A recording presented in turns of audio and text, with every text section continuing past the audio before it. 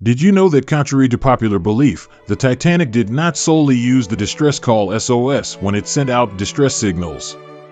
The Marconi operators aboard the ship initially used the older distress call CQD, which stood for Come Quick, Danger. However, the SOS signal, which was relatively new at the time, gained widespread recognition due to the Titanic's sinking. Or did you know prior to the collision with the iceberg, the Titanic's crew received several ice warnings from other ships in the area?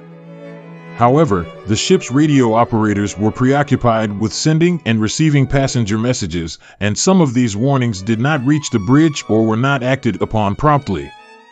Plus, did you know, one of the crew members who had the key to the locker containing the binoculars for the lookouts left the ship unexpectedly in Southampton? This meant that when the Titanic set sail, the binoculars were unavailable to the lookouts in the crow's nest, potentially reducing their ability to spot the iceberg in time.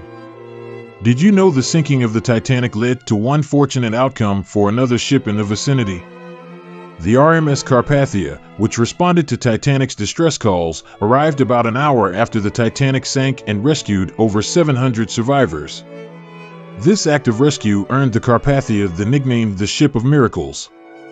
Did you know the Titanic's onboard band, led by Wallace Hartley, continued to play music even as the ship was sinking? According to survivors' testimonies, their last song was reportedly the hymn Nearer, My God, to Thee. Did you know after the sinking, both the United States and the United Kingdom conducted separate investigations into the disaster? The U.S. Senate inquiry, headed by Senator William Alden Smith, was conducted in New York, while the British Wreck Commissioner's inquiry took place in London. These inquiries sought to determine the causes of the sinking and led to significant changes in maritime safety regulations. Did you know the wreckage of the Titanic was located on September 1, 1985, by a joint French-American expedition led by Dr. Robert Ballard? The ship's final resting place was found approximately 12,500 feet, 3,800 meters, below the surface of the North Atlantic Ocean? And lastly, did you know, ongoing expeditions have shown that the Titanic wreck is decaying due to deep-sea currents, corrosion, and microbes? It may disintegrate completely within decades.